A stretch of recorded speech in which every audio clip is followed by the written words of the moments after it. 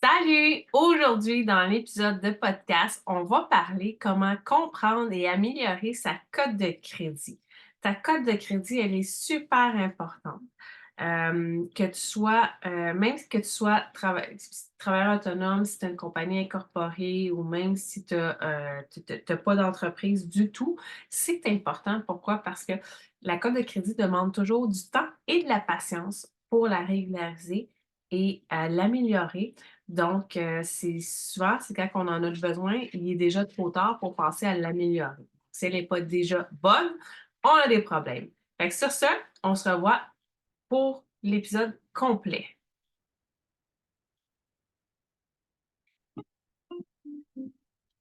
Allô, allô, bienvenue dans Soyez Stable. Tu l'attendais, enfin le retour du podcast qui fait vibrer tes chiffres, qui t'envoûte avec des déductions, qui te guide vers ta réussite financière.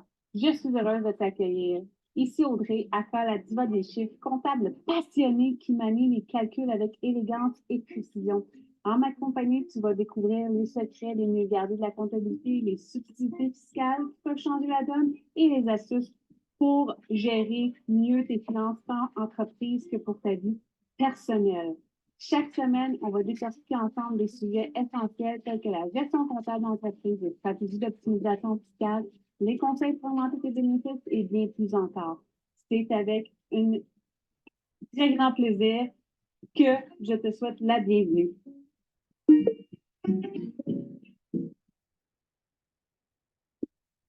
Bon, que j'ai fait. OK. Donc, comme je te disais en intro, aujourd'hui, on va aborder un sujet crucial de notre santé financière. Ta cote de crédit, ton Beacon Score, ton Equifax, ton TransUnion, t'en as besoin. Puis malheureusement, souvent, quand on en a besoin, ben, tu sais, c'est bon, exemple, avant de planifier les demandes. Si tu prévois acheter une maison, des choses comme ça, c'est peut-être mieux de sortir tout de suite ton dossier de crédit, puis voir, puis l'analyser, le comprendre, puis pour la suite, apporter des changements. J'aime toujours parler de la cote de crédit à ce temps-ci de l'année parce qu'on est en pleine saison des impôts et pour beaucoup de gens, la saison des impôts est un synonyme de remboursement d'impôts. Donc, des fois, tu sais, c'est important de se gâter. Je ne dis pas le contraire, je pense tout le temps à moi. Euh, mais aussi penser à moi, ça inclut aussi ma santé financière. Ma santé financière, ben, va m'apporter une santé mentale qui est vraiment important de ne pas négliger. Donc, tu sais, faire augmenter, tu sais, corriger ou il y a toujours, tu sais, comme exemple, tu as payé une vieille dette, tu as eu ta lettre de quittance, mais ils l'ont pas envoyée à ton bureau de crédit. Ben, c'est important de le faire corriger. Ça prend pas beaucoup de temps, mais ça va avoir un très gros impact sur ta cote de crédit. Fait que c'est important de t'en occuper, de le sortir, de le vérifier. Tu as la possibilité avec Equifax et TransUnion de t'abonner. Il y a plusieurs écoles de pensée. Il y en a qui sont pour, il y en a qui sont contre. C'est à toi de voir, à mesurer les pour et les contre pour toi, de voir si ça vaut la peine de t'abonner et de payer pour ça. La première chose, là, je t'ai sorti 15 astuces aujourd'hui par rapport en lien avec ta code de crédit. C'est sûr qu'on ne réinventera pas la roue. C'est probablement des astuces que tu as déjà entendues, que tu connais déjà, mais juste d'en parler, de se faire rappeler, ça peut aider justement à mieux vaut prévenir que guérir. Fait que, ça peut être bon. C'est un doux rappel que c'est le temps de l'année qu'il faut le faire. Comprendre la première astuce, c'est de bien comprendre ta cote de crédit, ton dossier de crédit. Avant de pouvoir l'améliorer, il est essentiel que tu le comprennes, c'est quoi ta cote de crédit, comment c'est calculé, c'est quoi les facteurs qui peuvent influencer. Ta cote de crédit est un numéro qui représente ta solvabilité financière qui est utilisé pour les prêteurs pour évaluer le risque qu'ils encourent s'ils te prêtent de l'argent. Dans le fond, ce qu'ils veulent savoir, c'est: je vais-tu me faire payer, je prête de l'argent. Oui, OK, quand il y a un prêt, il y a un taux d'intérêt, mais je vais recevoir cet argent-là ou je vais juste, perdre de l'argent? C'est ce qu'ils veulent savoir, les prêteurs. Mais c'est important, dans le fond, de bien comprendre. Puis autant sur TransUnion que sur Equifax, tu as une multitude d'informations qui est là pour t'aider à bien comprendre ta cote de crédit. Tu vas pouvoir bien la comprendre et ils vont te flaguer, j'ai pas d'autre terme, là, mais ils vont te flaguer, ils vont te pointer Ils vont pointer ils vont te dire exactement quoi faire. Il y a aussi récemment Crédit Karma. J'ai aussi, ça je le teste depuis l'été passé et ça fonctionne, Koho. Si tu prends comme, tu apparais au bureau de crédit comme étant une ligne de crédit, mais en fait, c'est de l'argent que tu places. Mais enfin bref, ça tu iras voir. Je te mettrai le lien, là, Koho, là. Je pense que si tu prends mon lien, tu as une ristourne ou je suis même pas sûre. En tout cas, je te mettrai les liens en bio. Euh, le deuxième astuce, c'est vérifier ta cote de crédit. Commence par vérifier ta cote de crédit auprès des agences de notation de crédit. Tu peux l'obtenir gratuitement. Sauf que quand tu l'obtiens gratuitement, soit il te le renvoie par la poste puis tu as un délai. Ou tu peux le consulter, si tu payes, tu peux le consulter immédiatement. Euh, tu sais, il faut juste que tu t'assures, tu sais, c'est bon de le faire. Moi, je dis, tu sais, tout le temps d'entendre les impôts, mais c'est bon de le faire, d'entendre les impôts, puis aussi, tu sais, pendant les vacances estivales, tu sais, de t'assurer parce que souvent, ce qui arrive, c'est que, exemple, tu sors ton bureau de crédit maintenant, tu remarques que, justement, il y a une vieille dette qui a été payée, qui ne devrait plus apparaître, puis elle apparaît toujours comme étant impayée. Donc, là, tu écris à Equifax Transunion, tu envoies ta lettre de quittance. Là, avec ça, eux, ils sont supposés apporter les corrections. Puis là, pouf, là, tu retournes au travail, la semaine de relâche est finie, whatever. Puis, tu oublies complètement de faire ton suivi. Puis, le nerf de la guerre, de la vie, c'est les suivis. C'est dans les suivis que tout se règle. Donc, dans n'importe quoi, autant ta vie personnelle que professionnelle, je te dis, le nerf de la guerre, ce sont les suivis. Si tu ne fais pas de suivi, tu perds une traçabilité. C'est pour ça que je dis toujours de le faire 2 fois par année. Puis, de toute façon, d'aller plus que 2 fois par année, je pense que ça vire pas à l'obsession, là, mais c'est dépendant. Là, mais c'est pas nécessairement, tu n'as pas nécessairement besoin d'aller plus que 2 fois par année, mais 2 fois par année, je trouve que c'est bien. Tu vérifies, puis là, tu t'assures. Puis quand tu vérifies la deuxième fois, tu t'assures que les derniers correctifs ils ont été apportés. Puis sinon, s'il y a d'autres correctifs à apporter, tu les apportes. Comme ça, tu t'assures d'avoir toujours un bureau de crédit qui est à jour. Puis au moment où tu en as besoin, bien, il est à jour. Ce qui est important, c'est de payer tes factures à temps. De plus en plus, il y a des fournisseurs, exemple TELUS, que ça apparaît sur ton bureau de crédit. Il y en a beaucoup qui ça apparaît sur le bureau de crédit. Fait que c'est important de payer tes factures à temps. Parce que ça, c'est un des facteurs les plus importants de ta cote de crédit pour ton historique de paiement. Tes cartes de crédit, assure-toi, OK? Là, il faut que tu saches c'est quoi la date de tombée. Sur ta carte de crédit, la date de tombée pour faire ton paiement minimum. Ensuite de ça, la date que le relevé sort. Puis combien de temps ta quittance? Ta quittance, là, tes jours de grâce. C'est quoi ces 3 facteurs-là au niveau de ta carte de crédit? Ben, la date que tu dois faire le paiement minimum, ça le dit. Ça, c'est, je pense, dépendant des cartes, là, mais ils vont établir un pourcentage de ton solde qui est dû minimalement à la date d'échéance. Le délai de grâce, c'est combien de jours que tu as entre les mains pour faire des achats sans avoir à payer d'intérêt. Ça aussi, c'est important. Puis, à quelle date que le relevé sort? Parce que quand ton relevé sort, c'est là qu'il envoie les informations à Equifax et TransUnion. Fait que c'est important, quand le relevé sort, de t'assurer que les autres facteurs sont en ordre. Ensuite de ça, le quatrième astuce, réduire l'utilisation de ton crédit. Euh, L'utilisation totale du crédit en dessous de 30 de ta limite de crédit disponible, ça montre au prêteur que tu n'es pas trop dépendant du crédit et que tu gères judicieusement tes finances. Mais j'ai vu récemment, je crois que c'était sur Equifax, qui parlait que c'était préférable 50 d'utilisation de ton crédit, qui est beaucoup plus judicieux pour ton Make Score. Mais il y a plusieurs écoles de pensée, mais honnêtement, si tu remets tout ton solde à zéro à chaque mois, techniquement, tu n'utilises pas, tu sais. Puis c'est ce que je recommande parce qu'il faut toujours garder en tête que ton crédit, c'est un mode de paiement et non pas de financement. Oui, il y a certaines, là, tu en es dans le crédit, il y a certaines affaires telles une hypothèque, c'est un mode de, tu sais, c'est du financement, oui, OK, je te l'accorde. Mais là, je te parle d'une carte de crédit, une marge de crédit, ça, euh, tout ce qui a le mot crédit, c'est un mode de paiement et non pas de financement. Donc, techniquement, tu dois consommer ce que tu peux payer. That's it. Si tu vas au-delà de ça, c'est que tu es en situation financière précaire. Il y a des façons de faire pour s'en sortir, mais il faut accepter de prendre ses finances en charge et de prendre l'entière responsabilité de nos actions aussi. Un cinquième truc, c'est d'éviter l'ouverture de trop de nouveaux comptes. Euh, Tu sais, comme Koho que je te parlais, ça t'enlève des points quand tu fais l'ouverture de ce compte-là. Ça t'enlève des points au niveau de ta cote de crédit, mais après, ça remonte. Fait qu'il faut juste, tu sais, faire attention de ne pas, tu sais, faire dans le même mois une demande pour une carte de crédit, une marge de crédit, puis une hypothèque. Ça ne passera pas, tu vas tomber que toi, on va faire, va chuter drastiquement. Faut que tu donnes, faut que tu laisses, tu sais, comme un dicton qui dit, laisse au temps le temps de faire son temps.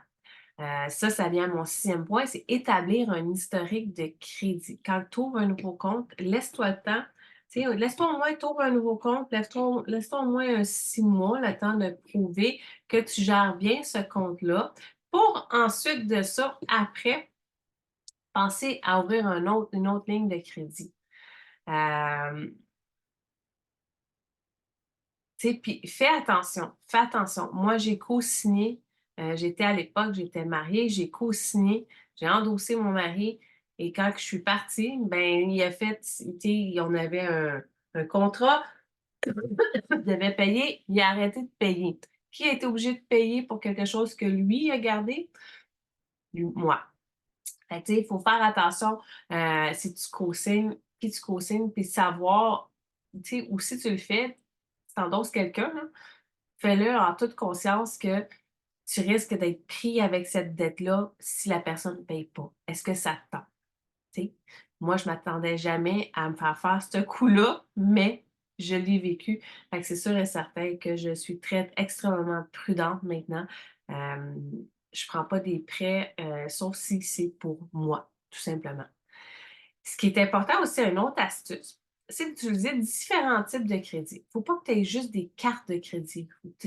Vas-y avec une marge de crédit, un prêt personnel, un prêt auto, et varie les types de crédits. Ça aussi, ça va aider, ça va démontrer là, que les prêts hypothécaires, ça peut contribuer à améliorer ta cote de crédit. Ça, c'est prouvé. Huitième point, négocier avec vos créanciers. Quand tu rencontres des difficultés financières, tu peux appeler, exemple, ta carte de crédit. Il y a soit des programmes où, quand tu les appelles, ben, ils ne vont pas venir te mettre une mauvaise cotation.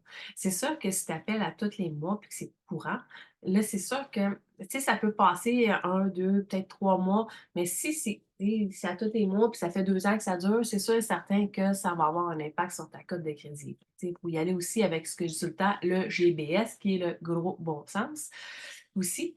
Mais tu peux, eux autres, là, ton institution financière là, qui émet la carte de crédit sont là pour travailler avec toi.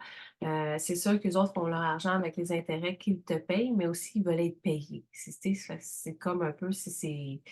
Fait que c'est sûr et certain qu'ils veulent, ils veulent récupérer l'argent. Donc, tu peux t'informer des fois pour pouvoir reporter l'échéance. Ça peut t'aider, ça peut te dépanner. Mais comme je te dis, ça ne doit pas être pris pour acquis puis le faire de façon régulière. Neuvième astuce, corriger les erreurs sur ton rapport de crédit. Je t'en ai parlé en intro. C'est super important. Vérifie, sors ton dossier de crédit minimum 2 fois par année.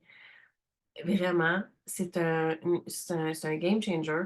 Ça va t'aider, tu sais, de vérifier ton dossier de crédit. Ça va t'aider pour contester toutes les informations erronées et frauduleuses qui peuvent être sur ton dossier de crédit. Moi, j'étais à l'époque, j'ai déjà vu, tu sais, une carte de crédit qui a été fermée, puis après ça, tu sais, elle avait été mal fermée, puis elle me faisait apparaître comme étant co-signataire quand ça ne m'appartenait même pas. En tout cas, enfin bref, ça a été hyper complexe. Il a fallu que je retrouve des documents que j'avais écrits à l'époque pour prouver que j'avais bel et bien fermé cette carte de crédit-là, parce que là, on m'attribuait une carte de crédit qui ne m'appartenait pas du tout. La carte de crédit, elle m'avait déjà appartenu, mais elle aurait dû être fermée, mais en tout cas, c'est l'institution bancaire qui l'avait mal fait. Fait que ça faisait que je me retrouvais avec quelque chose qui ne m'appartenait pas sur mon dossier de crédit. Ça a été hyper compliqué, mais justement, en gardant une traçabilité de tout ça, en m'assurant de faire mes suivis 2 fois par année, ben, j'ai pu faire corriger et régulariser la situation. C'est super important. Tu peux, comme tu sais, tu peux aussi, je te disais tantôt, tu peux t'abonner soit à Equifax ou TransUnion pour un service de surveillance de crédit. Ça, c'est un frais mensuel et ça t'envoie un courriel dès qu'il se passe toute une activité sur ton dossier de crédit. Exemple, quelqu'un fait sortir ton dossier de crédit, un nouveau compte qui ouvre, des choses comme ça, tu peux t'étaliser et citer immédiatement. 11e astuce, ne pas fermer les vieux comptes. La longueur de ton historique de crédit est un facteur tellement important dans le calcul de ta cote de crédit. Évite de fermer les vieux comptes, même si tu ne les utilises plus. C'est vraiment, ça peut, tu peux en venir à être obligé de fermer certains, à devoir fermer certains comptes, mais vas-y, fais vraiment attention, puis vas-y, vraiment de façon consciente. C'est super important parce que plus le compte est vieux, mieux ta cote va se porter. 12e astuce, ne pas faire de demande de crédit inutilement.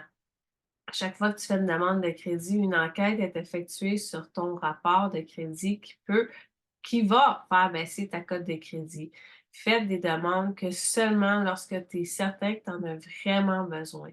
Tu ne vas pas te faire pré-approuver un prêt hypothécaire à 3 institutions financières différentes. Fais-le à une. On s'entend. 13e astuce, mettre en place les paiements automatiques. Configurer des paiements automatiques sur tes factures, que je disais qui apparaissent sur ton dossier de crédit, peut éviter les retards de paiement et maintenir un bon historique de paiement.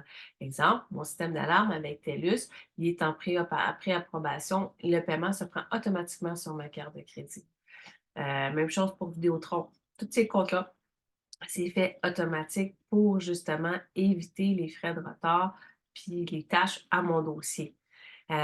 Si tu as malheureusement, 14e point, si tu as malheureusement une agence de recouvrement à tes trousses, essaie de négocier avec les agences de recouvrement pour établir, tu peux établir un plan de paiement, tu peux faire une offre qui est moins élevée que le total.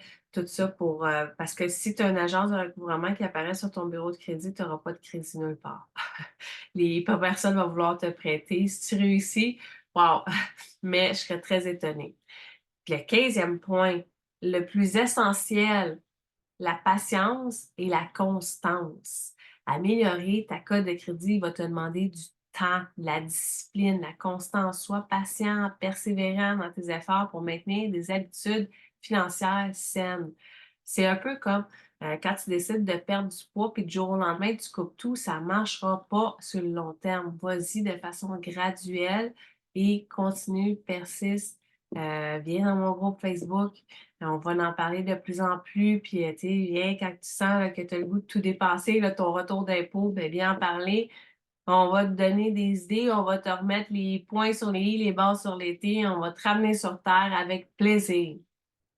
Fait que voilà, ça fait le tour des 15 astuces pour améliorer ta cote de crédit. Comme je t'avais dit, c'est pas un épisode où est-ce que tu vas apprendre, mais c'est un épisode vraiment, c'est un reminder pour te dire, hey, c'est important ça. Vas-y avant que tu ne puisses plus rien faire. En suivant tous ces conseils, tu vas pouvoir rester vigilant sur ta situation financière. Tu vas pouvoir progressivement augmenter ta cote de crédit pour accélérer les meilleures conditions de crédit.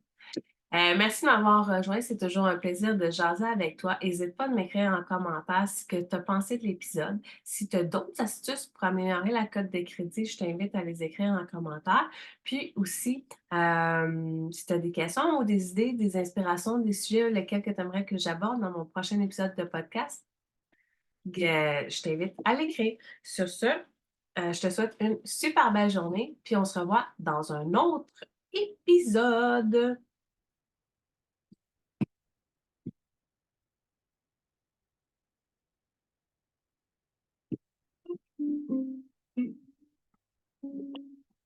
Voilà, chers auditeurs, toujours un plaisir d'avoir partagé ce moment avec toi. et j'espère te retrouver la semaine prochaine dans un autre épisode de podcast. Rappelle-toi que tes finances personnelles et ta comptabilité sont ta priorité et sont le cœur de ton entreprise. En appliquant tous mes conseils, tu seras mieux préparé pour gérer tes finances et ta comptabilité, éviter les écueils courants. Et merci de m'avoir rejoint. On se retrouve bientôt pour encore plus de conseils financiers et comptables. Prenez soin de ton entreprise et à bientôt.